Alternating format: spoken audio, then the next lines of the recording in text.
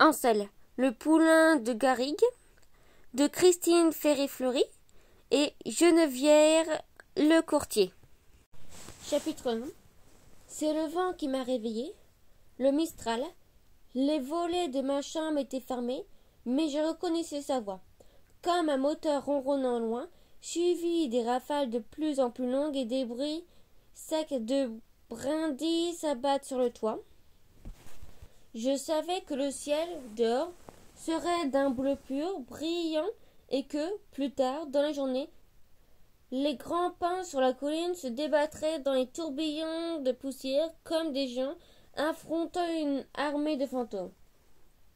Et aussi qu'il ferait froid. J'ai cherché à tâtons ma culotte de cheval, affilé un grand pull à col roulé sur mon t-shirt.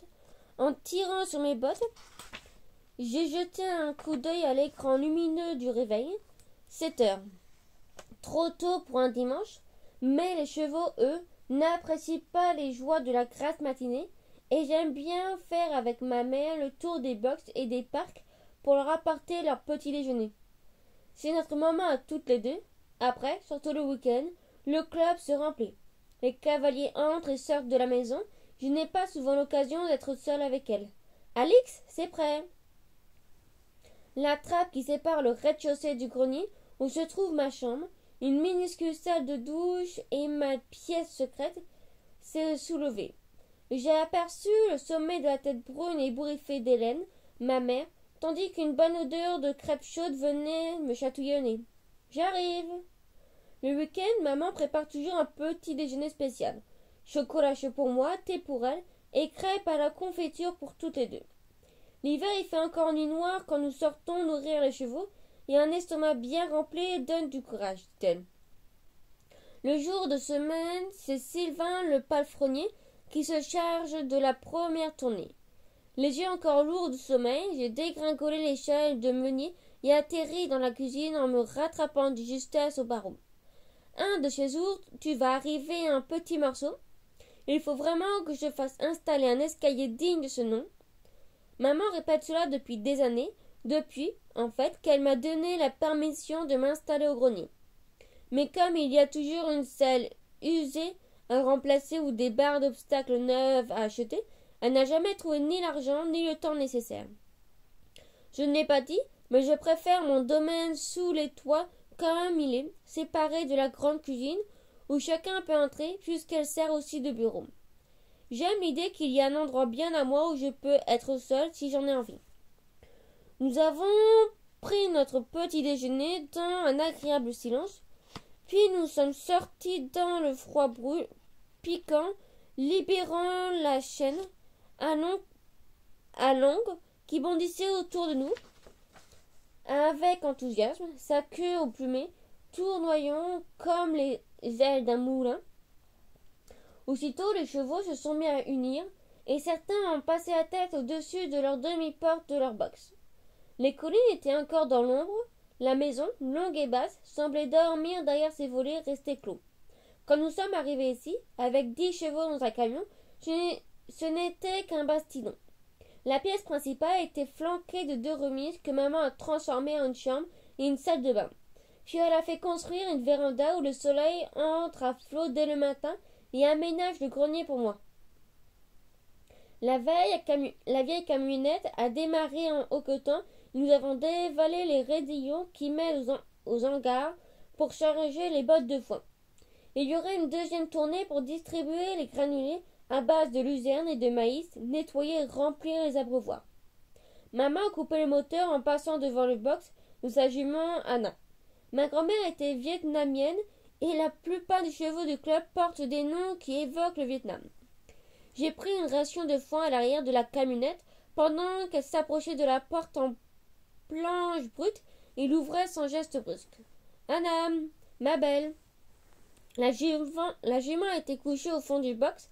Elle ne s'est pas levée, n'a pas tourné la tête vers nous comme elle le fait toujours. Elle s'est contentée de souffler doucement. Dans la pénombre, ses flancs arrondis perçaient en or.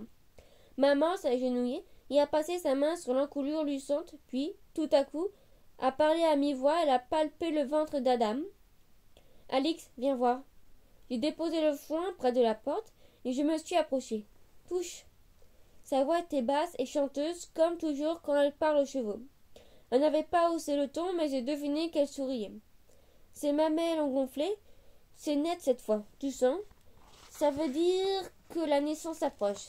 C'est un des premiers signes. Et ce sera quand? Ma voix était curieusement étranglée. Dans une quinzaine de jours, je pense. Et très certainement pendant la nuit. La plupart des naissances ont lieu entre 10 heures du soir et 2 heures du matin. Le moment venu, il faudra se relayer pour la surveiller. J'ai voulu dire quelque chose, mais aucun mot n'est sorti de ma bouche. J'ai juste hoché la tête. Nous sommes sortis du box et maman a passé un instant sa main sur mon épaule. Je me suis retournée vers elle. Vas-y, je reviendrai à pied. Elle m'a souri et a refermé la porte de la camionnette. Maman ne pose jamais de questions inutiles. Parfois, je me demande si je me sentirais aussi bien avec mon père. Je ne peux pas le savoir car je ne l'ai jamais connu. Quand je suis née, Hélène n'avait que 19 ans. Mon père fait partie de sa vie d'avant, dans le nord de la France, une région qu'elle a quittée juste après ma naissance. C'est juste que mon père ne se sentait pas prêt pour élever un enfant. Elle me l'a expliqué le jour où je suis rentrée de l'école primaire en pleurant parce qu'un garçon m'avait dit que j'étais tellement moche que ce n'était pas étonnant que mon père m'ait abandonnée. Personne n'était abandonné. Pour abandonner quelqu'un, il faut le connaître. Moi, j'avais envie d'avoir un enfant, pas lui, c'est tout. Il était très jeune, il ne faut pas lui en vouloir. Elle m'avait serré contre elle avec force. Je t'ai choisi, je ne le regrette pas. Tu es la meilleure chose qui me soit jamais arrivée. Nous n'avons jamais reparlé de mon père. Je préfère lui poser des questions sur la vie de ses parents au Vietnam. Son enfance était bercée de contes et de chants, d'images de rizières et de buffles, d'éléphants et de tigres. Moi aussi, je rêve parfois de rizières et de buffles et de petits chevaux vigoureux et infatigables. Et j'espère qu'un jour je découvrirai ce pays qui est un peu le mien. J'ai remonté la glissière de mon blouson et je suis partie d'un bond pas sur le sentier qui serpente à travers le pin et les chênes. Verte, le vent me tiraillait les cheveux, me brûlait les joues. J'ai eu tout à coup envie de rire, de crier, de faire la roue. Et je l'ai fait. Mais je suis retombée assez piteusement sur le tapis d'anguilles, de pin, et je me suis sentie un peu ridicule. Même si personne ne pouvait me voir, jusqu'à ce matin, la naissance du poulain d'Adam était restée un événement merveilleux, mais lointain. La jument grossissait régulièrement, mais lentement, et je faisais faire assez souvent la brève promenade en main. Je marchais à côté d'elle et elle s'arrêtait à chaque pas pour brouter. Je savais bien sûr que le moment approchait, mais là tout devenait réel. Elle allait naître bientôt, le poulain d'Adam, mon poulain. Chapitre 2. À 10 heures, je ne tenais plus en place. J'avais pris une douche, rangé ma chambre, essayé de lire et même entrepris de faire mes devoirs. Mes manuels et mes cahiers étaient ouverts sur la table de la cuisine et je mordillais mon stylo en regardant fixement le mur. Toutes les 2 minutes, je me levais d'un bond. J'avais soif, j'avais oublié mon dictionnaire en haut, j'avais mal fermé la porte de la véranda. Finalement, maman levait le nez de la feuille de reprise qu'elle préparait pour le premier groupe de la matinée, écrivant le nom du cavalier en face de ceux des chevaux qu'ils allaient monter ce jour-là. Je n'ai pas l'impression que ton sujet de rédaction t'inspire beaucoup. Tu devrais aller demander conseil à Jessica et Léa. Je suis sûre qu'elles ont des idées en revanche. Elles montent à 6 heures cet après-midi. Tu n'auras qu'à revenir après elles. Avec elles, je pense que tu seras plus efficace à ce moment-là. Je n'ai fait qu'un saut jusqu'à la porte. Tu es génial, tu sais. Bien sûr que nous n'étions dupes ni l'une ni l'autre. Je n'avais aucune envie de tout leur raconter. 2 minutes plus tard, je pédalais sur le chemin raviné par les pluies qui reliait le club à la route départementale. À cette époque de l'année, il est bordé d'une fouille de cythes et de genêtes, d'oliviers, d'amandiers en fleurs. Il y a aussi des arbres jutés, aux somptueuses fleurs rouges tirant sur le volet.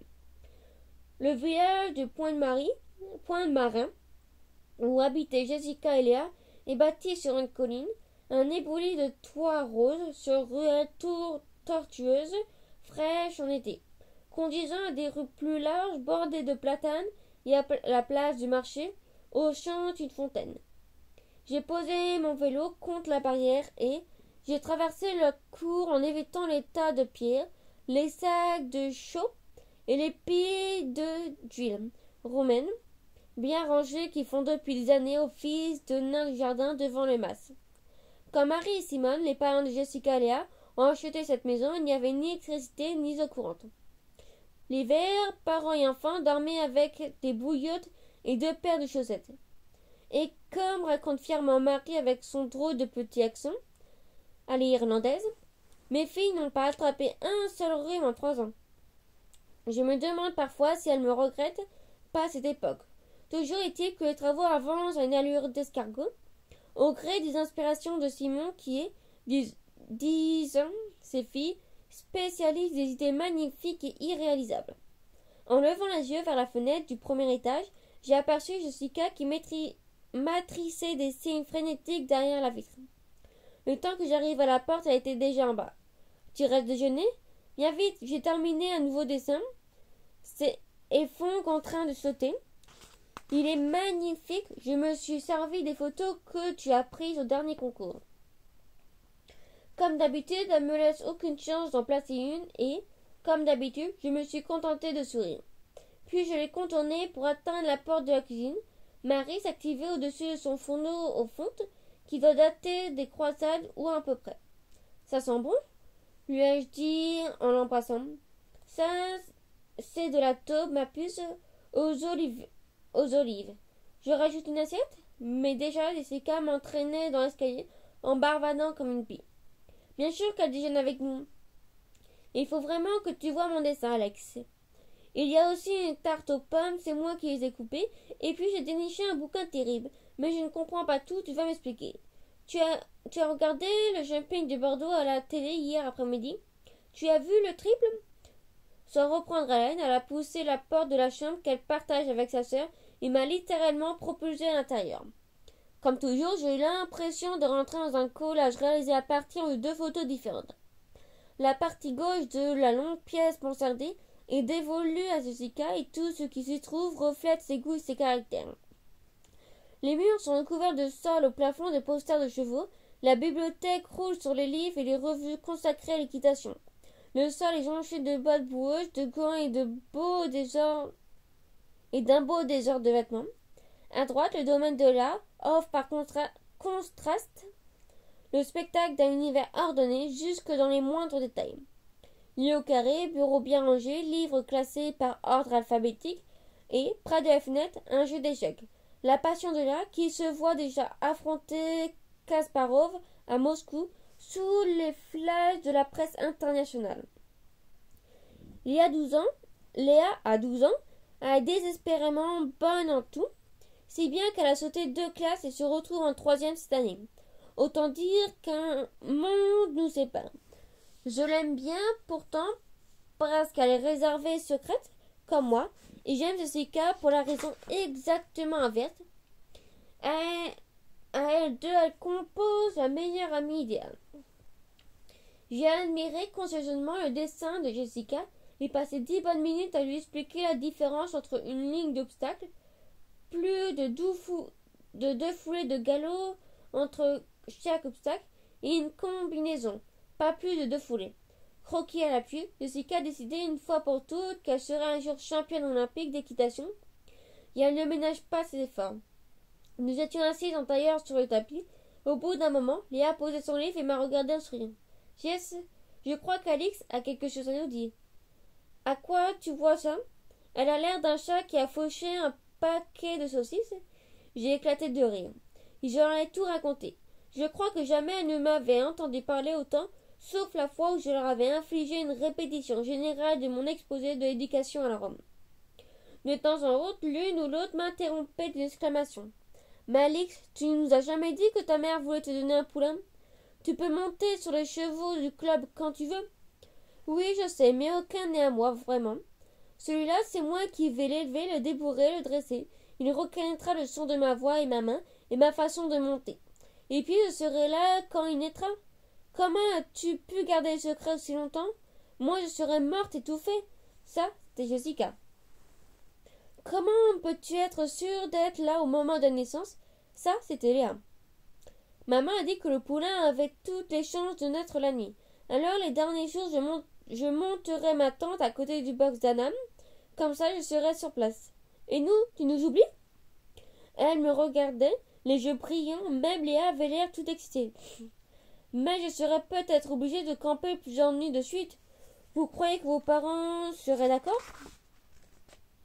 Ça, m'a répondu Léa, j'en fais mon affaire. Nous avons passé l'heure qui a suivi à discuter du matériel dont nous aurions besoin. Duvet, lampe électrique, gros pull, tiré pour le cas où il pleuvrait, ravitaillement, réclamé par Jessica. En cas de petite faim, téléphone portable, suggéré par Léa, toujours raisonnable, pour prévenir maman sans avoir à courir à la maison carotte. Pour Anam, la liste n'en finissait pas. La tente était minuscule, mais en nous serrant, nous pourrions tenir toutes les trois. J'ai pris pourtant un léger pincement au cœur. Je voulais presque à mes amis de leur joie spontanée. Ce grand moment, je l'aurais voulu pour moi seule. Et maintenant, il fallait le partager. C'était un drôle de sentiment. Je me sentais un peu mal à l'aise. Mais je savais déjà que je ne regretterais pas d'avoir accepté leur présence. Je ne me doutais pas encore à quel point. Chapitre 3. Nous étions de retour au club 3/4 d'heure avant la reprise. Le Mistral soufflait de plus en plus fort et les bâtiments en bois des écuries disparaissaient presque dans un nuage obscur de sueur, de poussière et de brins de paille soulevés par le vent. Avec ce teint, a maugré Jessica, je ne vois pas pourquoi on brosse les chevaux avant de monter. Ce sera à refaire dans 5 minutes. C'est-il quand même, ai-je répondu. Évidemment, Léa n'a pas raté cette occasion d'étaler sa science. Tu ne sortirais pas le matin sans prendre ta douche sous prétexte que tu vas te salir toute la journée? Non. Encore qu'avec toi, c'est une question d'hygiène mais aussi de présentation. Un véritable cavalier aurait honte de monter un cheval dont la crédienne serait pleine de paille et les sabots boueux. Et puis penser à sa monture est indispensable pour établir une relation de confiance. Merci pour le cours magistral, madame je sais tout, a rétorqué Jessica d'un ton sarcastique. J'essaye de faire preuve de sens pratique, c'est tout. Comme je voyais poindre la menace d'une dispute entre les deux sœurs, j'ai tenté de détourner leur attention.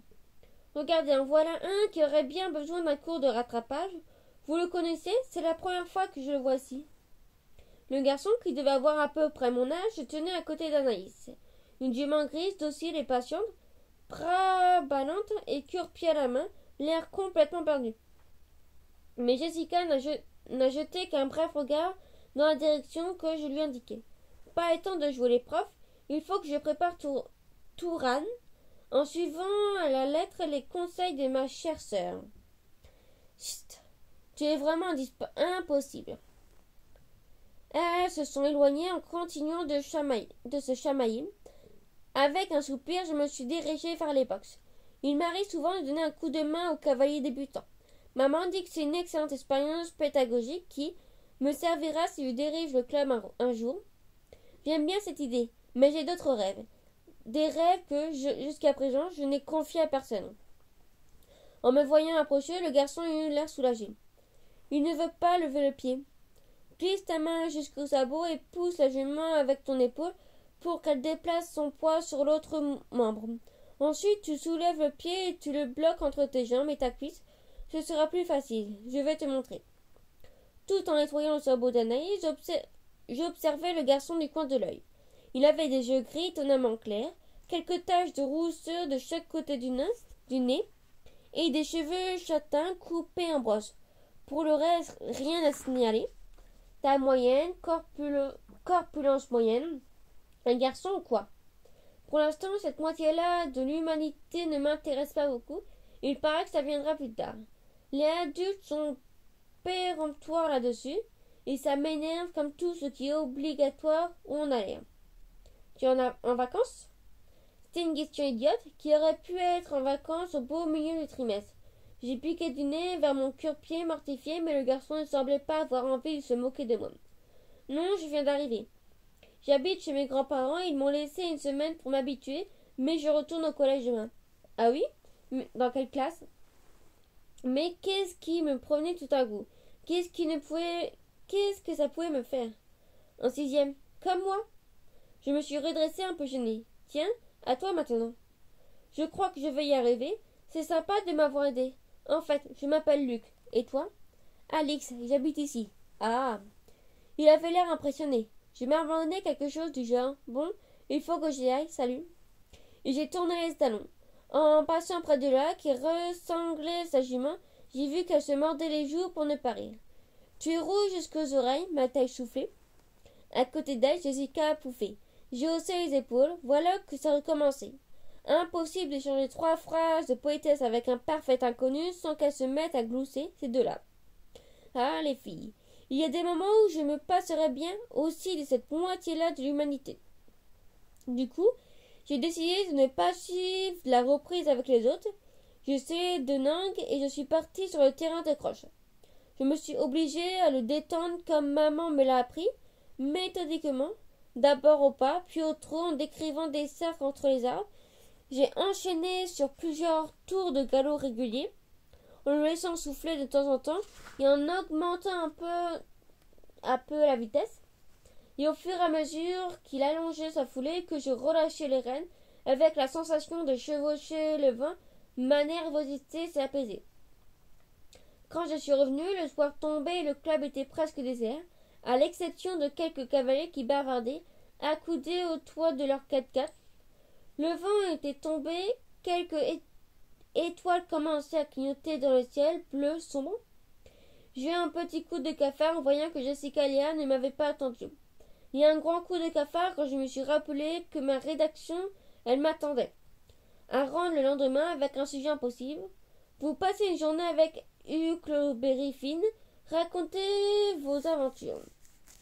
Comme si quelqu'un de sensé pouvait avoir envie de piéger des animaux au collet ou de pêcher des malheureux poissons pour le plaisir de les faire cuire sur un feu de bois vert et de les manger à moitié crus. J'ai décidé que la nuit me porterait conseil. Je suis montée dans ma chambre, j'ai réglé mon réveil sur 5 heures, je suis entrée dans ma pièce secrète dont j'ai refermé soigneusement la porte. Chapitre 4. Ma pièce secrète ressemble à l'intérieur d'un cratère lunaire. Pendant 2 mois, j'ai mis de côté des pois d'œufs en carton que j'ai ensuite collés sur le plafond et les murs. J'ai même doublé la porte, puis j'ai peint un blanc. Aucun son ne peut filtrer à l'extérieur. Là, je suis seulement au monde, avec mon piano. Oh, ce n'est pas un piano de concert, même si je rêve de posséder un demi-custom ou Plawell. Il me suffit de fermer les yeux pour l'imaginer, tapis comme un fauve noir illustré dans l'étroitement serre de blanche. C'est un petit piano droit que les déménageurs ont déjà bien du mal à hisser par les trappes. Mais quand je pose mes mains sur le clavier, je suis une autre personne. Je me bats avec les touches jusqu'à ce que mes doigts s'échauffent et deviennent aussi souples et fortes pour faire vivre la musique. J'adore la musique, tous les genres de musique, même les gammes et l'exercice que je répète 2 heures par jour. Me semble beau quand je sens que les joues montent. Mais ça n'arrive pas très souvent, c'est pourquoi j'ai insonorisé ma pièce. Je ne veux pas qu'on m'entende me tromper et recommencer, et me tromper encore. Madame Toledo, mon professeur voudra que je fasse l'examen d'entrée au conservatoire. Pour cela, il faudrait que je joue en public. Elle croit que j'ai peur, mais ce n'est pas vrai. Je ne me trouve pas assez bonne. Il faut accepter de ne pas être parfait, m'a dit maman un jour, l'air de ne pas y toucher. Pense-t-elle que je suis trop orgueilleuse? Est-ce que je devrais me forcer? Est-ce que je jouerai un jour aussi bien qu'Hélène Grimaud, ma pianiste préférée? Toutes ces questions tournaient une fois de plus dans ma tête, et pour les faire taire, j'ai enchaîné gamme sur gamme, jusqu'à ce que mes épaules soient raides de fatigue. Quand maman m'a appelée pour dîner, je me sentais à nouveau légère, sauf que je pensais au cours de français le lendemain matin. Alix! Il y avait foule autour du distributeur de boissons, dans le hall d'entrée du collège. Léa se faufilait dans les groupes et souriait les bras chargés de livres. Il n'était pas 9 heures, mais elle avait visiblement déjà fait une razzia au CDI. Mon père a descendu au grenier les duvets qu'il utilisait pour ses randonnées en montagne. Il y en a même un pour toi. J'ai souri et esquissé un geste de la main avant de m'éloigner. Je n'avais pas envie de parler. Pour tout dire, j'éprouvais une drôle de sensation au creux de l'estomac. Je n'avais pas entendu mon réveil, je n'avais pas pris de petit déjeuner, et ma rédaction comptait à tout et pour tout une dizaine de lignes noircies de rature. Bref, la catastrophe. Les cours commençaient en 20 minutes, j'avais le moral dans les baskets et le nez dessus. Oh, pardon. Plongé dans mes sombres pensées, je venais de heurter de plein fouet un élève qui arrivait entre sa verre chargé d'un énorme paquet de cahiers de classeurs à présent éparpillés sur le sol. Je me suis accroupie pour l'aider à le ramasser et je l'ai aussitôt reconnu. C'était Luc. « Salut » a-t-il dit avec un grand sourire. « Tu tombes bien, je cherchais la salle 115. C'est la deuxième à droite dans ce couloir. Mais attends, tu as cours avec qui ?»« Une seconde. Il faut que je regarde sur ma feuille. C'est mon premier jour et je suis un peu perdue. Ah voilà, Madame Gauthier. C'est ma prof de français. Tu es dans ma classe ?» J'avais dû faire la grimace en entendant ce nom redouté et Luc m'a regardé avec inquiétude. « Pourquoi j'ai cette tête ? Ça te dérange que je sois dans la même classe que toi ?»« Non, pas du tout, c'est juste que la rédaction, tu comprends, on doit la rendre tout à l'heure et je n'ai presque rien fait. Le sujet est complètement nul. »« C'est quoi ?»« Vous avez passé une journée avec Hugues Cloberry, Finn ? Racontez. » Ma grimace avait dû s'accentuer car s'est mis à rire. « Dis donc, ça n'a pas l'air de t'inspirer. » Non. Soudain, son visage s'est éclairé. « Mais moi, ça me plaît assez. Il nous reste combien de temps ? » À peine 20 minutes. Ça ira. Viens, on va s'installer sur ce banc, c'est simple, tu vas voir. Qu'est-ce que tu aimes faire quand tu es en dehors des vacances ? Eh bien, monter à cheval, bien sûr, pique-niquer, me baigner. Voilà. Tu vas raconter comment Hugues, le Berry, Finn et toi, vous avez volé un cheval pour partir en pique-nique au bord de la rivière. C'est tellement plus facile d'écrire quand on parle de ce qu'on aime. Là, j'étais scotché. Je le regardais comme si Mark Twain, en personne, était apparu devant moi. Il m'a donné un petit coup de coude amical. « Allez, prends ta feuille, je dicte ce que tu écris. » Il a commencé à raconter une histoire abracadabrante de fermiers furieux, de l'école confectionnée avec des rousseaux dressés, des baies sauvages cueillies en se piquant les doigts en buisson. Petit à petit, je me suis prise au jeu et j'ai rajouté des détails. Quand la sonnerie a retenti, je venais juste de mettre le point final. Le texte était un peu court et l'écriture laissait à désirer. Mais par rapport à ce que je lui rendais d'habitude, Madame Gauthier allait sûrement crier au chef-d'œuvre. J'allais tellement soulagée que j'ai embrassé Luc sur la joue comme ça dans le couloir. « Merci, tu es super, tu me sauves la vie. » Derrière moi, j'ai entendu un rire. Je me suis retournée. Léa nous fixait avec des yeux écarquillés. « Jessica ne va jamais croire ça. C'est le coup de foudre. » J'étais très gênée. Heureusement, Luc avait déjà rejoint les autres élèves devant la salle 115. J'ai pressé le pas pour le rattraper, mais Léa m'a suivi. « Il va falloir que tu nous racontes tout. Ne sois pas bête, il n'y a rien à raconter. » Et elle a tourné les talons. Chapitre 5. J'ai décidé d'ignorer les insinuations de Léa, mais j'attendais le mercredi avec impatience. J'étais vraiment curieuse de voir Luc à cheval. Il m'avait aidé avec tant de gentillesse que j'étais prête à le proclamer différent des autres garçons.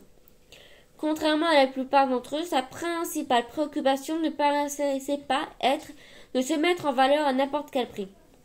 Bon, c'était peut-être un préjugé après tout. Un autre préjugé contre lequel je proteste toujours vigoureusement consiste à confirmer que les filles mettent en général 1 heure à choisir un t-shirt le matin, sans compter le temps qu'elles passent à hésiter entre 2 paires de chaussettes presque identiques. D'habitude, je saute dans un jean et pour le reste, j'enfile ce qui me tombe sous la main. Il y a des choses plus intéressantes dans la vie que les vêtements. Mais ce mercredi-là, j'ai constaté que j'avais dû attraper le virus. Tout d'un coup, j'ai trouvé dans mon vieux sweatshirt vert me donner mauvaise mine et, après l'avoir changé contre un bleu presque neuf, je n'étais pas plus contente que l'image que me renvoyait mes rois. Là-dessus, maman a fait éruption dans la salle de bain. Il faut que je me dépêche, la reprise est débutante commence en 5 minutes et... Quelque chose ne va pas ? Non, rien, j'ai juste une tête atroce. Oh oh. Je peux commencer à en avoir assez des... idée. Oh. Je me suis lancée quand même. Tu me prêtes ton pull rouge ? Eh bien oui, si tu veux. Je voyais bien qu'elle était sur le point d'ajouter quelque chose, mais elle s'est contentée de hocher la tête tout en enfilant ses gants de cuir. J'ai éclaté de rire. C'est toi qui fais une drôle de tête maintenant. Je viens de me rendre compte que tu as grandi très vite. Avant de sortir, elle m'a adressé une petite grimace moqueuse. Je suis sûre que mon pull t'ira très bien. Je pense que je vais avoir l'occasion de l'admirer dans 5 minutes au bord de la carrière, je me trompe. Et elle a refermé la porte. C'est vrai que le pull rouge m'allait bien, mais j'ai manœuvré pour m'installer près de la tribune, un endroit où maman ne pourrait pas me voir sans se diviser la tête. Le cours allait commencer. Un grand garçon, cheveux longs, était bloqué sur le bord du chemin avec Touran, qui broutait tranquillement. Il n'osait pas s'approcher du cheval et au lieu de le guider, il le suivait à l'autre bout des rênes. Maman a dû venir à son secours pour arracher Touran à son carré d'arbres tendres. Ce matin-là, le groupe était constitué de 5 nouveaux cavaliers. Je commençais à voir l'œil et à deviner l'essence future des novices à leur façon de se comporter pendant les premières minutes d'une reprise. Leur façon de monter d'abord, plus ou moins énergique, la manière dont ils se posaient sur la tête, la sûreté ou la maladresse de leurs gestes. Luc a tout de suite adopté une bonne position, le bassin bien en avant de la selle, le dos droit et lorsqu'il a pressé les flancs sur sa monture avec ses talons. Anaïs, qui a parfois récalcitrante, s'est portée en avant sans faire de manière. Je l'ai suivi des yeux, une main en visière pour me protéger du soleil et... Regardez qui est là, Alix, pour une surprise, c'est une surprise. Les deux pèses que je n'avais pas vues arriver s'étaient exclamées en chœur. Flûte, j'avais oublié à quel point elles aimaient assister aux leçons des débutants pour rire peu charitablement de leur première foulée au trot.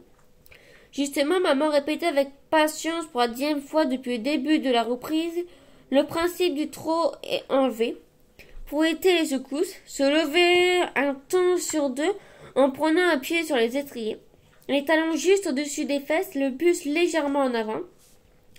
Au début, certains cavaliers rebondissaient sur leur selle comme des balles de ping-pong, et d'autres restent debout dans un équilibre précaire, d'autres encore ayant du mal à suivre le rythme, propre à chaque cheval ne se pose sur leur selle qu'une fois sur 3 ou 4. Il est vrai que c'est parfois un spectacle hilarant, si on oublie qu'on a fait autant. En passant devant moi, Luc a esquissé un petit sourire. Dans son dos, Jessica et Léa prenaient des poses romantiques et roulaient les yeux pâmés. Très drôle, décidément, je me suis sentie devenir aussi rouge que le pull de maman. J'ai détourné la tête en essayant de prendre un air indifférent. Un homme d'une 60aine d'années, accoudé à la barrière, m'a souri et s'est approché. Il se débrouille plutôt bien, non? Vous êtes le grand-père de Luc? Et tu as Alix, je parie. J'ai déjà beaucoup entendu parler de toi, tu sais. Ah non, il n'allait pas s'y mettre lui aussi. Il n'était jamais monté à cheval. Seulement 2 ou 3 fois. Sur pâquerette, une jument de trait, quand il était tout gamin. Pas plus haut que 3 pas, mais il n'avait peur de rien. Et il faut dire qu'il a toujours vécu à la campagne et qu'il s'occupait aussi bien des vaches que des brebis avant. Le ton de sa voix a fait changer et j'ai vu qu'il ne souriait plus, mais fixait un point très éloigné en fronçant les sourcils. Cela n'a duré qu'un instant. Il a passé une main sur ses yeux, puis s'est tourné à nouveau vers moi. Luc m'a dit que vous alliez avoir une naissance. J'ai sauté sur cette occasion pour m'éloigner du bord de la carrière et je lui ai proposé de l'emmener vers la future mère. En remontant vers les écuries, je lui ai raconté comment elle était arrivée au club. Une de mes tantes, Maud, possédait cette jument dont elle ne pouvait plus s'occuper car elle déménageait. Elle a tout de suite pensé à maman, qui venait juste de s'installer à Garrigue, et lui a offert Adam. Une vraie bonne surprise et un très beau cadeau. Elle était tout juste débourrée, c'est-à-dire qu'elle avait appris à accepter la selle et un cavalier sur son dos.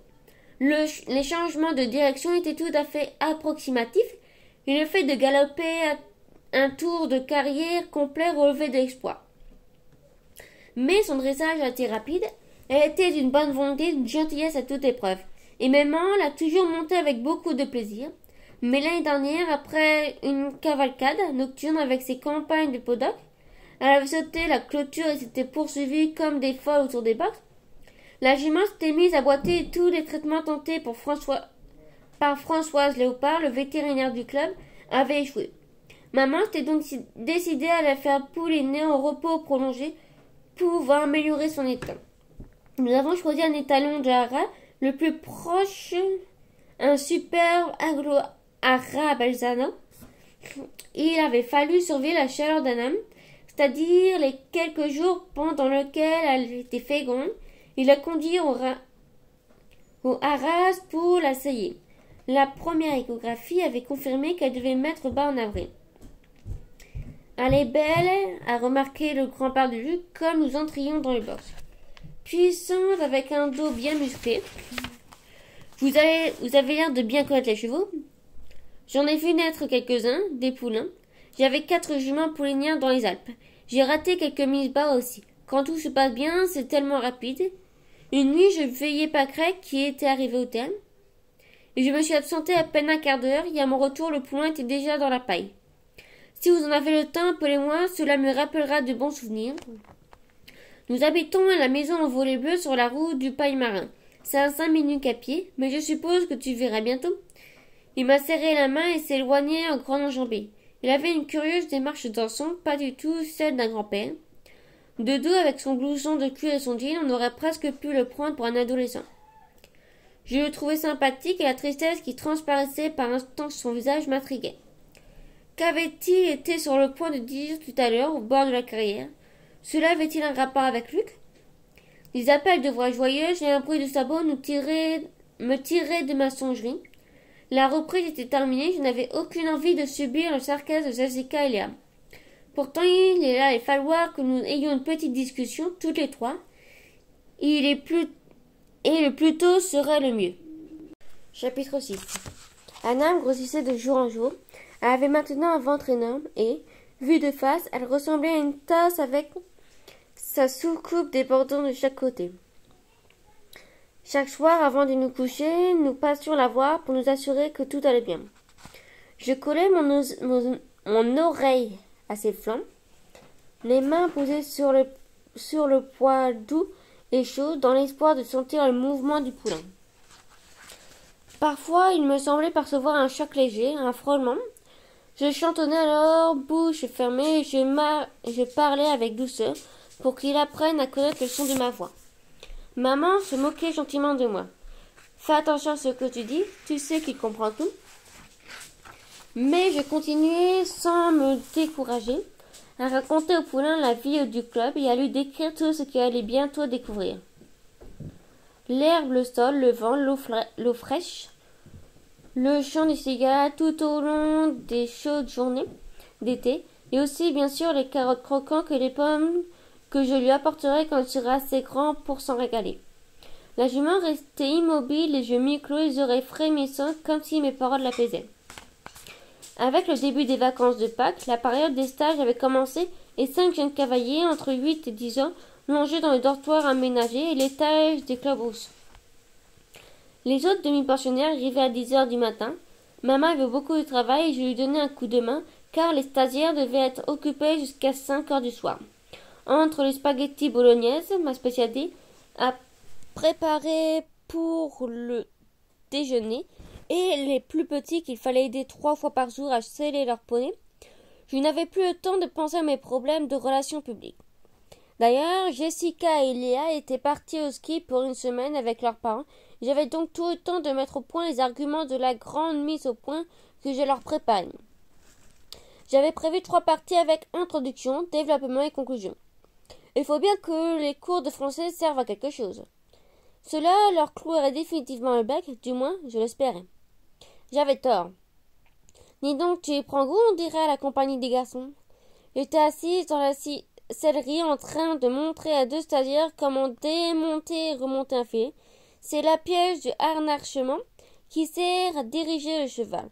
Souvent, les débutants l'appellent bride, mais les brides servent surtout au dressage. Elle comporte de mort et est assez compliquée à manipuler. J'ai haussé les épaules, décidément. Léa exagérait. D'accord, Mickaël et Thomas étaient des garçons, des jumeaux même. 2 tignasses flamboyantes, 2 nez contestés de taches de rousseur, 2 paires d'yeux pétillants de maïs, mais hauts comme 3 pommes et à peine 18 ans à eux deux. J'ai rapporté mon attention. sur le harnachement que les enfants meignaient maladroitement. Non, pas comme ça, Michael. Tu as remonté le mort à l'enfer. Pense aussi à la vraie. Chaque fois que tu montes, c'est mieux pour ton poney. Bon, vous pouvez aller brosser Anam si vous voulez. C'est votre tour aujourd'hui. Les jumeaux ont poussé un cri de joie et se sont éloignés au courant et en se bousculant. Ils étaient ravis d'avoir le privilège d'occuper de la future maman.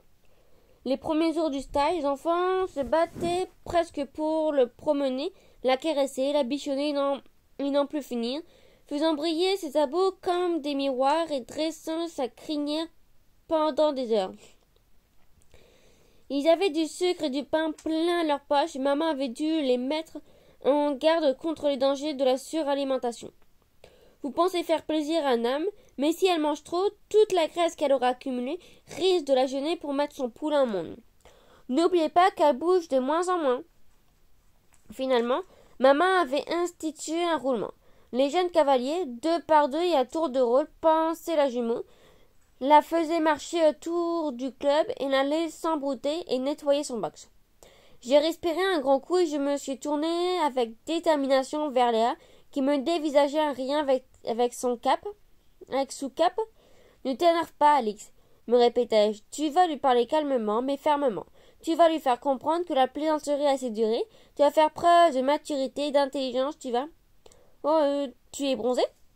Voilà tout ce que j'avais trouvé à dire. J'étais consternée. Léa, elle, avait l'air de s'amuser de plus en plus. Oui, elle-t-elle répondu. C'était cool. Et toi? J'ai continué à patauger. Rien de spécial. Plein de choses à faire, tu vois. J'entendais avec horreur ma propre voix débitée de banalité. Moi qui étais si fière de ne jamais parler pour ne rien dire, j'ai décidé de risquer le tout pour le tout. Écoute, Léa, il faut qu'on... Mais je n'ai pas eu le temps de finir ma phrase. Alix, Alix! Michael et Thomas couraient à toutes jambes. Ça y est, Anna va avoir son poulain, viens vite! Un demi-tour en dérapage non contrôlé, ils étaient déjà repartis rouges et soufflés. On y va, a dit Léa.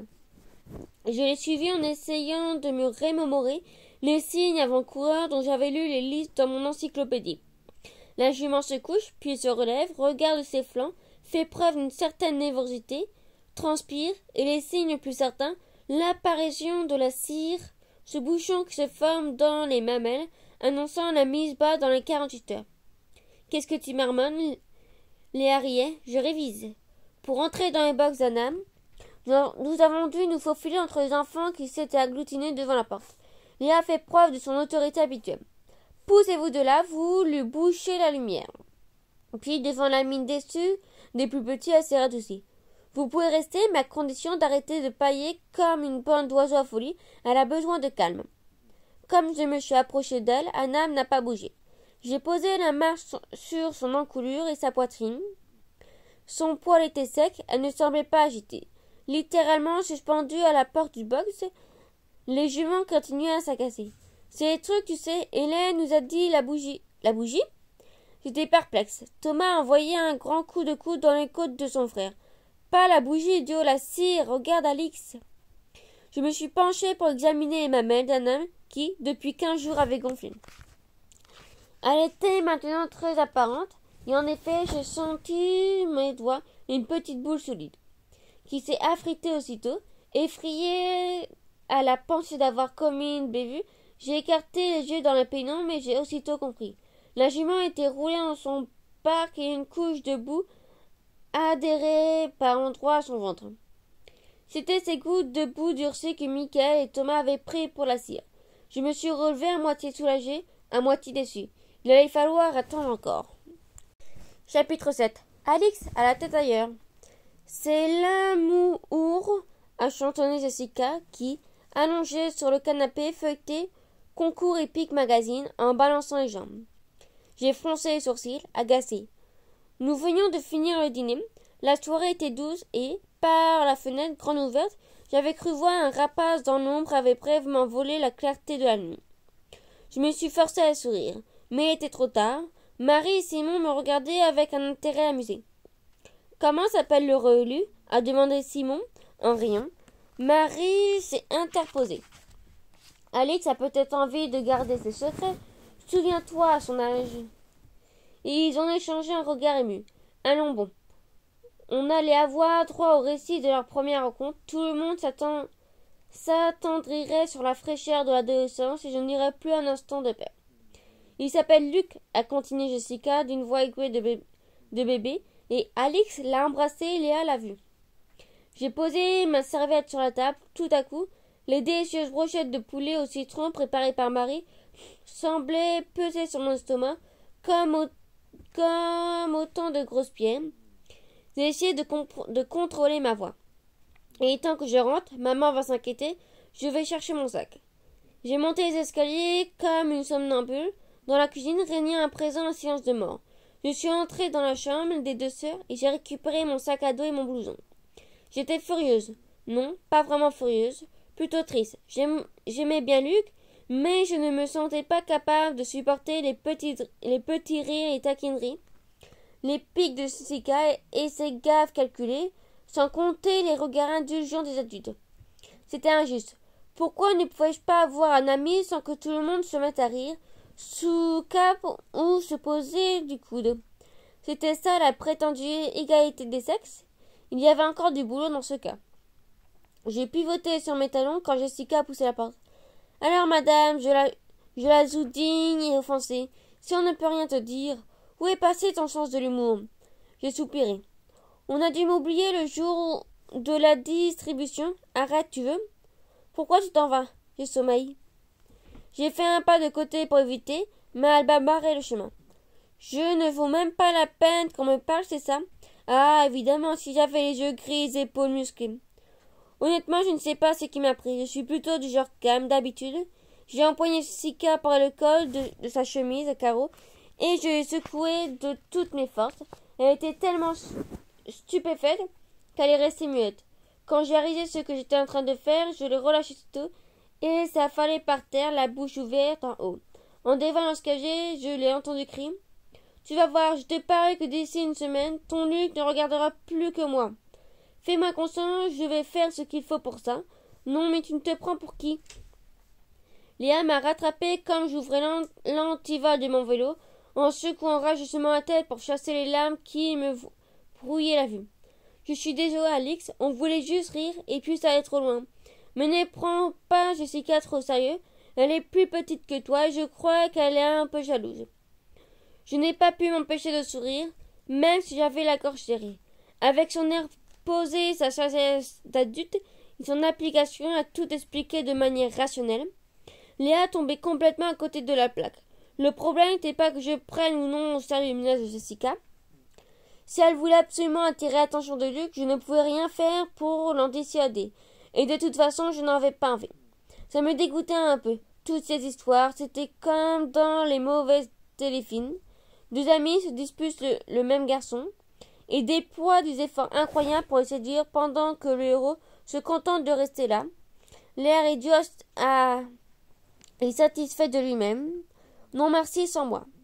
Mais j'avais toujours pensé que là, Jessica et moi étions les meilleurs amis du monde. Et voilà que pour une histoire de garçon, cette amitié était menacée. Pendant que je remontais les côtes danseuses, j'ai ressenti pour la première fois de la colère. J'aurais dû en vouloir à Jessica, mais, inexplicablement, c'est envers Luc que j'éprouvais de la rancune. Il aurait mieux fait de rester chez lui, celui-là, ai-je pensé. Il a tout gâché. Chapitre 8. Quelques jours ont passé, se sont traînés, devrais-je dire. Les rentrées approchaient. Tous les matins, à partir de 11h, une pluie fine et régulière se mettait à tomber. Réfugié dans le grenier, je passais des heures à travailler les préludes des fugues de Jean-Sébastien Bach, m'acharnant comme si ma vie dépendait d'une fausse note en plus ou moins. Cette musique me donne toujours l'impression qu'il serait possible, en consacrant un peu de bonne volonté, de mettre un semblant d'ordre dans le monde. Mais la bonne volonté, ce n'était pas mon fort. Jessica et Léa étaient venues monter 2 fois, mais j'avais attendu qu'elle soit repartie pour descendre, au marché de Pain-et-Marie, j'avais croisé Luc qui accompagnait son grand-père, un filet plein de tomates dans une main et une grosse botte de poireaux dans l'autre. Il m'avait fait signe en agitant les poireaux avec un sourire joyeux, mais j'avais faim de ne pas les voir et je m'étais tournée ostensiblement vers un étal où sont tassées des nappes provençales aux couleurs vives. Pas assez vite, pourtant, pour ne pas surprendre son regard étonné et déçu. Je détestais tout le monde, je me détestais moi-même. Bref, je faisais les hérissons, comme disait maman, pour essayer de me dériter, mais en vain. J'ai commencé à penser que rien n'arriverait plus jamais, sauf les contrôles de maths, quand les 2 téléphones de la maison se sont mis à sonner en même temps. Il était 6 heures du soir, et j'avais entrepris d'allumer le feu pour dissiper l'humidité ambiante. Je n'eus qu'à tendre les bras pour attraper le portable posé sur la cheminée. En même temps, j'ai entendu maman décrocher dans son bureau. « Alix ?» C'était Sylvain. « Allô ?» disait maman. « Qui a l'appareil ? Quoi ? Vous êtes sûr ? Cette fois, j'ai vu la cire. C'est pour bientôt, Hélène. Hélène est là ? Attends, elle est en ligne. Maman ? Par la porte ouverte du bureau, je la voyais noter fébrilement quelque chose sur son carnet. Ça s'est passé quand ? Oui, non, il n'y a personne d'autre à prévenir. Donnez-moi seulement le nom du service, j'attendrai, peu importe, j'arrive. Maman, c'est Sylvain. Anna va avoir son poulain. J'étais si excitée tout à coup qu'il m'a fallu quelques secondes pour remarquer que quelque chose n'allait pas. Maman avait enfui son visage dans ses 2 mains et j'aurais juré qu'elle pleurait. J'ai repris le téléphone. Sylvain, elle se rappelle tout de suite. Oui, dans 1 minute. Je me suis approchée d'elle et j'ai posé timidement ma main sur son épaule. Maman, qu'est-ce qu'il y a ? Elle a relevé la tête, elle était très pâle, un pli soucieux lui barrait le front. C'est Juliette, elle vient d'avoir un très grave accident de voiture. Elle a été heurtée en plein fouet par un camion. Juliette est la meilleure amie de maman. Visiteuse médicale, elle est toujours par Mont et par Vaux au volant de sa voiture qui, comme elle dit, est son principal outil de travail. Dès qu'elle rentre de ses tournées, elle vient passer le week-end au club. Elle dit que c'est un bonheur de lâcher enfin le tailleur et les escarpins. L'année dernière, nous sommes partis en vacances toutes les 3 en Grèce. J'avais l'impression d'être avec des filles de mon âge. Je les entendais pouffer jusque tard dans la nuit, pendant que je m'endormais sur la terrasse, pelotonnée de mon sac de couchage, en regardant les étoiles. Je vais à l'hôpital tout de suite, a dit maman. Elle est sur la table d'opération, je vais être là quand elle se réveillera. Je ne sais pas combien de temps l'opération va durer. Elle souffre de fractures multiples. Sa voix est cassée. Je vais appeler ta tante pour qu'elle vienne passer la nuit au club. Tu pourras te débrouiller. Oui, maman, mais Anna, Sylvain a dit qu'il avait vu la cire. Alors ce n'est pas encore pour tout de suite. Demain ou après-demain, sans doute, elle s'est obligée à sourire. Mais si tu veux, tu peux appeler Jessica et Léa. Vous la surveillerez cette nuit, puisque vous reprenez le cours que dans 2 jours. Je vais voir Sylvain avant de partir. Il faut nettoyer le box à fond et la désinfecter au Chrissy. Tu lui donneras un coup de main? J'ai hoché la tête. Elle a mis son manteau et jeté dans un sac quelques objets. Un pain, une brosse à dents, des lingettes démaquillantes, un roman policier. Tu crois qu'elle pourra lire bientôt? J'espère vraiment. Appelle-moi sur le portable s'il y a le moindre problème. À l'hôpital, je serai obligée de l'éteindre, mais je consulterai la messagerie de temps en temps. Elle m'a ébouriffé les cheveux et a conclu avec un entrain forcé. Tout irait bien, tu verras. Dépêche-toi d'appeler tes amis. C'était facile à dire. Maman m'a appris que dans la vie, il valait mieux éviter de faire trop de promesses, mais que si c'est arrivé, il fallait s'y tenir. En théorie, je pense qu'elle a raison. En pratique, je n'avais aucune envie de passer la nuit entre Jessica et Léa, mais ce qui était promis était promis. Allô, Léa? C'est Alix. J'étais soulagée que ce soit elle et non Jessica qui ait décroché. Bienvenue dans le monde des vivants avec Torquelia avec une certaine froideur. J'ai failli m'énerver, ce n'était pas moi qui avais commencé cette dispute idiote après tout. Elle n'allait pas en plus me faire leçon. J'ai opté un ton dégagé, le point d'un âme. Eh bien, c'est pour bientôt. Je voudrais passer la nuit près d'elle. Si ça vous intéresse, toujours, bien sûr. Un hurlement retentit. C'était Jessica qui avait dû arracher le cabinet des mains de sa sœur. Formidable, on arrive. Bon. Je ne trouvais rien d'autre à dire et j'avais conscience que ma voix ne trahissait pas un enthousiasme débordant.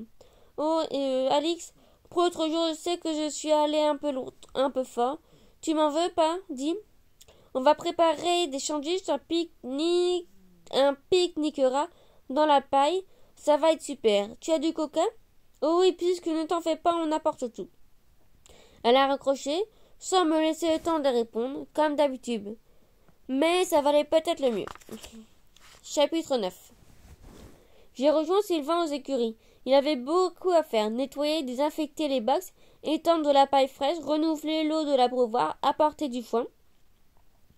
Nous avons lavé les mamelles d'Anna à l'eau tiède et Sylvain lui a ôté son école pour qu'elle se sente complètement à l'aise et ne risque pas de se blesser au moment des contractions.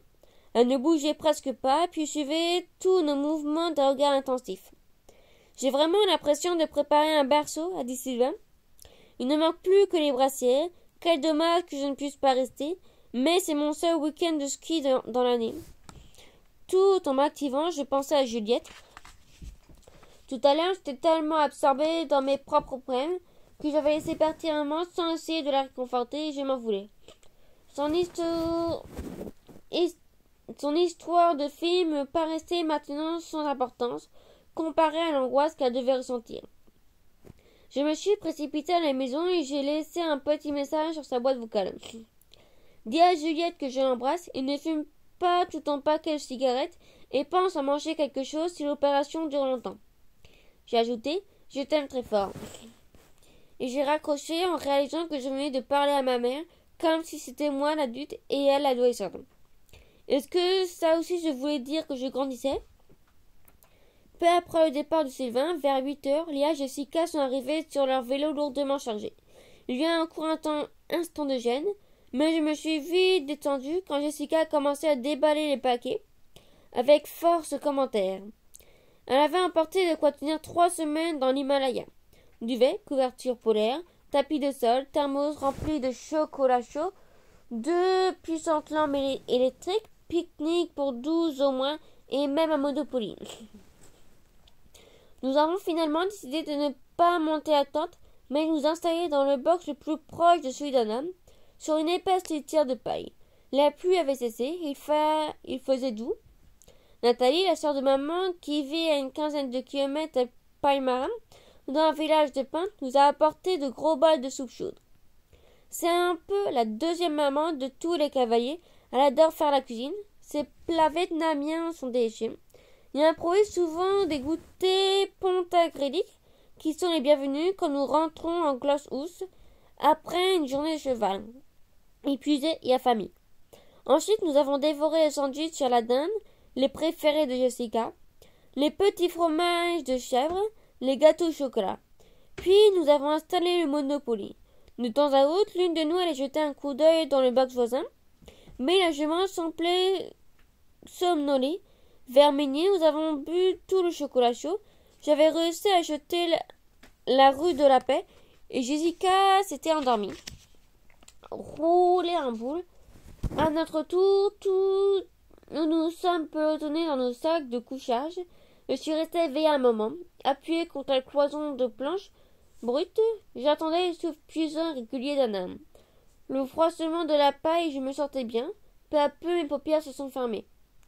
Une main me secouait, une voix affolée bredouillait à mon oreille, des mots incompréhensibles. « Réveille-toi, Anna, ne va pas bien, tu sais pas ce qu'elle a. » Émergeant de mon sac de couchage, j'ai regardé machinalement ma montre. Il était 5 heures du matin. Léa était à genoux près de moi et me braquait les faisceaux de sa lampe en plein visage. « Tu es arrivé, ai-je grogné. Viens et tu verras si je rêve. » Et dehors, dans son enclos, il y a une sorte de flaque. J'ai bondi sur mon pied. Soudain, bien réveillée à côté de nous, Jessica s'est irritée. Se passe? Nous sommes sortis dans la nuit noire, les torches électriques dessinaient à nos pieds et un cercle jaune en dansant. Où est-elle? Là, regarde. Anna m'était couchée la tête basse près de la clôture. Je me suis rapprochée doucement pour ne pas l'effrayer. En attendant la main pour la caresser, j'ai constaté que son poil était trempé. Elle a perdu les os. Jessica, qui nous avait suivis, a demandé en bâillant. C'est quoi les os? Le liquide amniotique, a expliqué Léa, je l'ai déjà dit, c'est toujours tout sur tout. C'est grâce à lui que le poulet est nourri pendant la gestation. Quand le placenta se déchire, le liquide s'échappe. Attendez, je vais chercher mes fiches. Celle-là, grognait Jessica, si elle pouvait emporter sa bibliothèque partout. Mais déjà, Léa revenait tenant une fiche cartonnée. Lorsque le liquide s'est échappé, le poulain doit être délivré rapidement, sinon il meurt presque à coup sûr. Rapidement? Qu'est-ce que ça veut dire? A demandé Jessica. On ne sait pas depuis combien de temps elle est comme ça. Je vais essayer d'appeler maman. Ici on revient Nathalie. Tu sais bien qu'elle a peur de chevaux. Elle a dit que c'est tout juste si elle arrive à distinguer la tête des sabots. À propos des sabots, s'exclamait Léa, je crois que je vois des sabots de poulain. En effet, 2 minuscules sabots pointaient sur la queue d'Anna, encore enveloppés d'une membrane blanchâtre. Le corps de la jument était parcouru de contractions. Nous sommes restés immobiles, fascinés. Mais au bout de quelques minutes, il a bien fallu se rendre à l'évidence. Le poulain était coincé. Avec effort, Anam s'est levée, a tourné autour de la flaque d'eau, puis a regagné son box où elle s'est couchée à nouveau. J'ai commencé à avoir peur. J'ai sorti de ma poche le portable de Nathalie, qu'elle m'avait prêté pour la nuit. J'ai composé fébrilement le numéro de maman.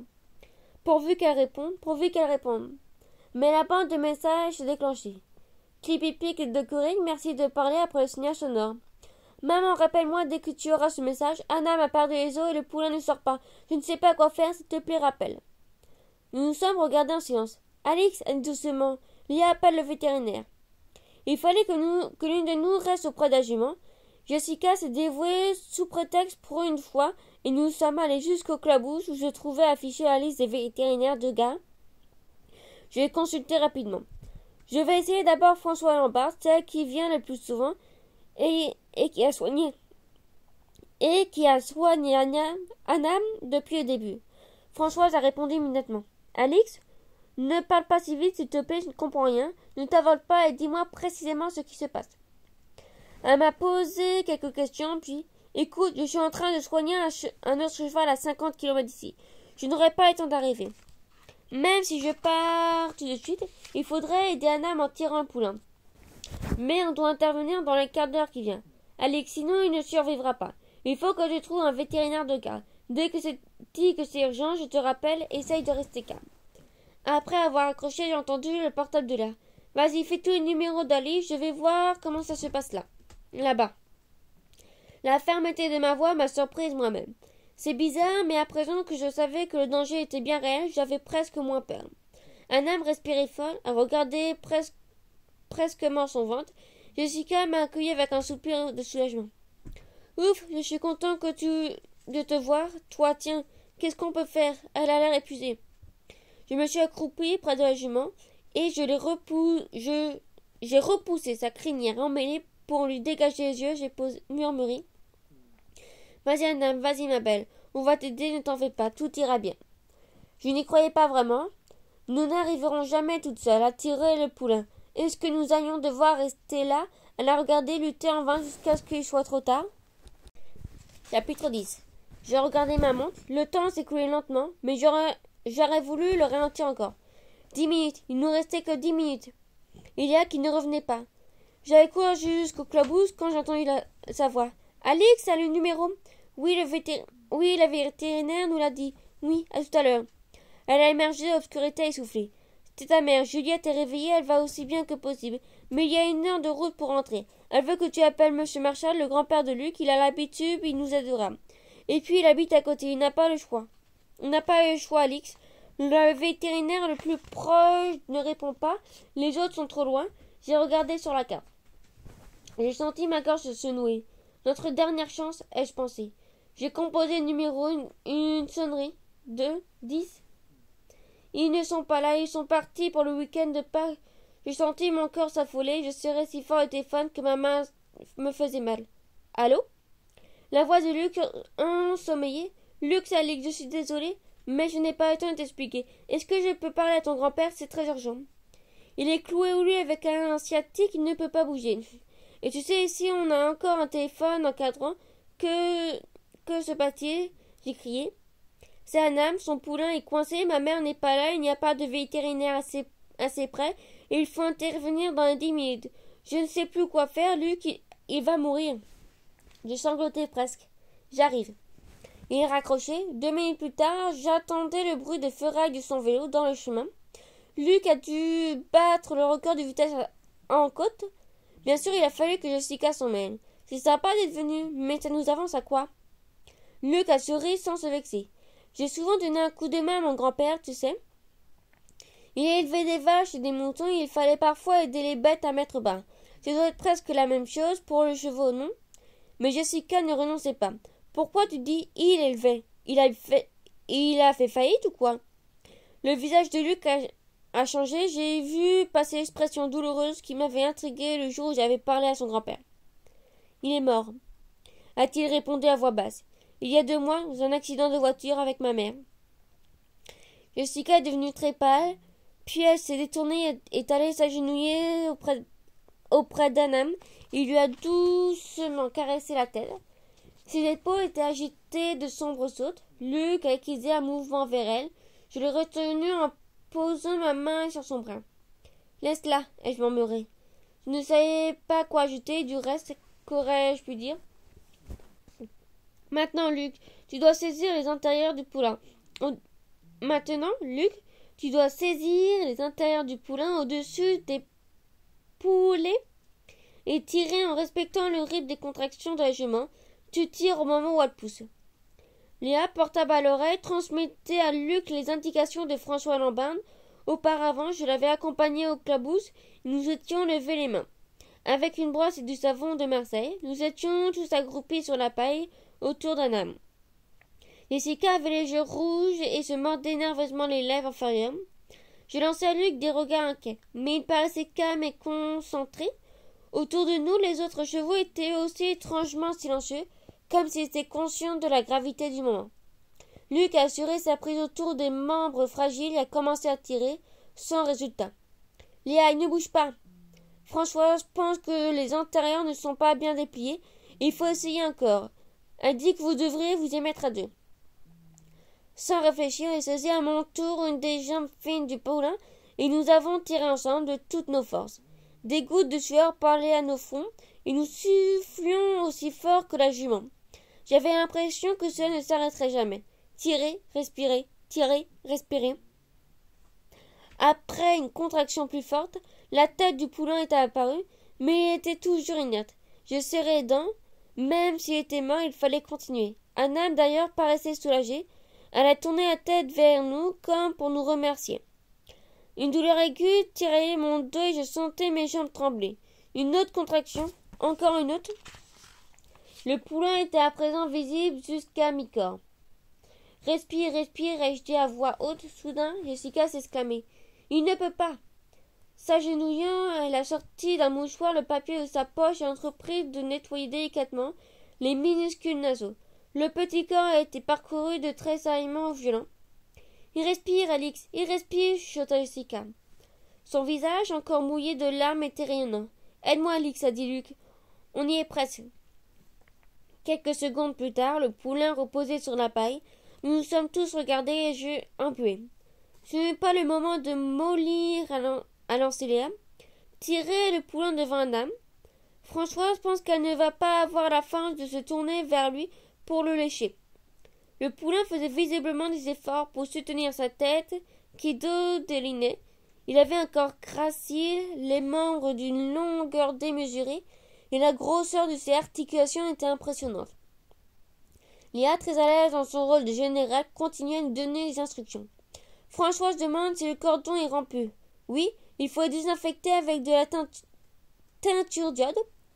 Elle n'a pas eu le temps de finir sa phrase car je me suis emparée du téléphone. Et puis vous sortez du box pour laisser le temps de faire connaissance tranquille. C'est toi, Alix, félicitations, vous avez été magnifiques, tous les 4. J'aurais eu du mal à faire aussi bien. C'est le plus beau poulain du monde, je m'en doutais. Figure-toi, allez, dormir un peu, vous l'avez bien mérité, je passerai dans la journée. Dormir? Il n'était pas question de dormir. Nous nous sommes éloignés à regret en refermant la porte du box.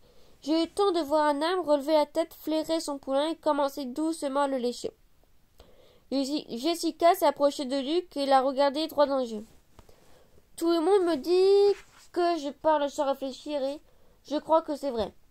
Je te demande pardon. Je ne savais pas. Je n'ai pas été sympa avec toi, avec Alex non plus et... Jessica était à court de mots, ce qui ne lui arrivait pas souvent.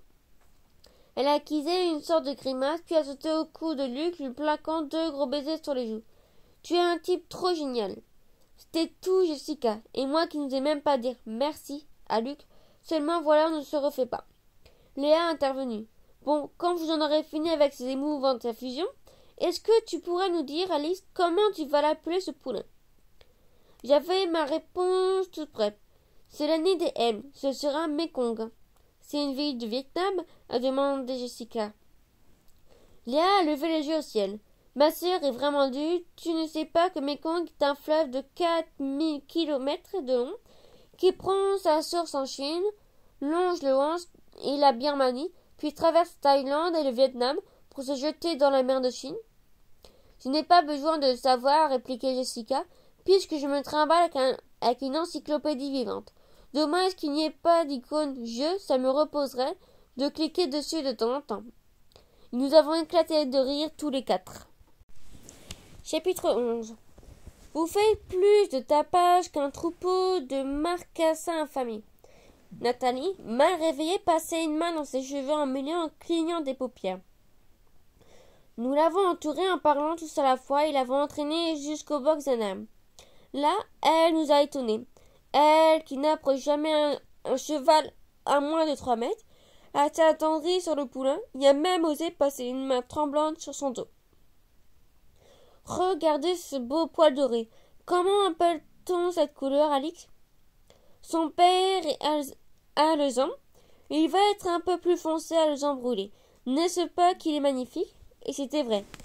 Avec sa tête fine, sa crinière courte et ébouriffée, son bout du nez duvetu, Mekong était bien le plus joli des petits chevals que j'ai jamais vus. Le soleil pointait derrière la colline, quand un bruit de moteur nous a arraché à notre contemplation. Maman garait sa voiture près des arbres et en descendait. Sans réfléchir, je me suis mise à courir et je me suis jetée en ses bras.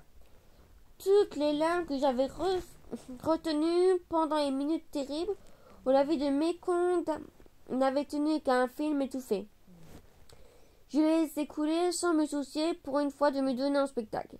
J'étais tellement soulagée et j'avais eu si peur, même si je ne l'avouais que maintenant. Maman m'a emmenée sous le grand pin qui se dresse derrière les écuries. Nous nous sommes assises dans l'herbe, encore humide et rosée, et elle m'a caressé la tempe, très doucement, jusqu'à ce que mes sanglots cessent. J'ai relevé la tête et sourié. « Comment va Juliette ?» Elle l'a échappé belle. J'ai eu droit de la voir 5 minutes, pas plus, mais elle était consciente. Heureusement, aucune fonction vitale n'est touchée.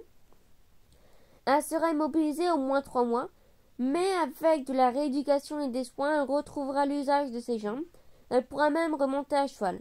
C'est important pour elle. Tu sais, sans Luc, nous n'y serions jamais arrivés. Oui, je sais, Françoise Maranté, vous avez été formidable. Elle a essuyé sur ma joue une dernière larme et l'a remplacée par 2 baisers vietnamiens, 2 frôlements de bout de nez comme j'aime. Bon, tu me le montres ton poulain? J'ai hâte de le voir. Mekong tentait de se mettre debout. Il a d'abord rassemblé ses postérieurs, les a dépliés, sa croupe est montée lentement, puis est retombée dans sa cou. La jument, encouragée par de légers coups de tête, une deuxième tentative n'a pas mieux réussi. Un poulain entraîné par le poids de sa tête est roulé contre la paroi de planche. Maman riant, mais je la dévisageais émue. J'ai interposé pour lui épargner le choc. Un âme s'est alors levé d'un bond et Mekong, suivant son exemple, s'est enfin hissé sur ses interminables jambes tremblantes. Il a réussi à tenir quelques secondes, puis ça faisait à nouveau. « Il faut te remettre debout, » a dit maman. « Allez, bonhomme, c'est l'heure du petit déjeuner. » Titubant, Mekong est parti à la recherche des mamelles. Il effleurait des lèvres toutes les parties accessibles du corps de sa mère, sauf la bonne. Anam se tournait, lui présentant son flanc, mais il faisait toujours fausse route. Plusieurs fois, il a essayé de lécher nos jambes. Finalement, il s'est trouvé pris dans les abondants crins noirs de la queue de la mère, et son air ahuri était tellement comique que Jessica, munie de son appareil photo, nous a supplié de ne pas le dégager avant qu'elle ait pu immortaliser la scène. Anna commença à montrer des signes d'impatience. Elle souffle du trop-plein de colostrum dans ses mamelles, a dit maman. « Qu'est-ce que c'est » a demandé Jessica. « C'est le premier lait de la mère. Il contient une substance indispensable au poulain qui le protège des maladies et des infections. Tout en calmant Anam, de la voix et du geste, maman a mouillé ses doigts d'un peu de lait, puis les a introduits dans les laits de Mekong, l'attirant peu à peu vers les mamelles gonflées. Après quelques tentatives infructueuses, le poulain s'est immobilisé, puis s'est mis à boire avidement les longues gorgées de lait tiède. Maintenant, il faut les laisser tranquilles, ils ont besoin de calme. Déjà, a protesté Luc timidement. Il semblait ne pas pouvoir détacher les yeux du tableau formé par le poulain et sa mère. Maman lui a souri. Tu reviendras tout à l'heure, après le somptueux petit déjeuner que Nathalie, telle que je la connais, doit être en train de nous préparer. En effet, un véritable festin nous attendait à la maison. Œufs brouillés aux champignons, saucisses grillées, pot de jus d'orange et de lait chaud, et d'un morceau de tartine dorée couvert de beurre, de miel et de confiture de mûre. Pendant un long moment, nous n'avons échangé que des propos déconçus, tant nous étions occupés à mastiquer. Puis, quand il n'est plus resté sur la table que des miettes et des assiettes vides, la conversation est devenue générale. Chacun voulait raconter sa version des événements, ce qui a produit une belle cacophonie. Assis sur le bras du fauteuil où maman buvait son thé, à petites gorgées, les yeux mi-clos, je cessais très vite de suivre les va-et-vient des questions et des réponses. Je me sentais trop heureuse pour parler. Une sorte d'impatience me gagnait. J'aurais voulu exprimer ma joie, mais je ne savais pas comment.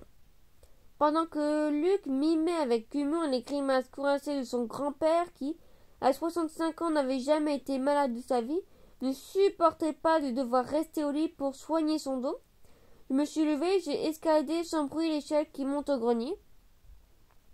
Je me suis approchée du piano et j'ai posé mes doigts sur le clavier.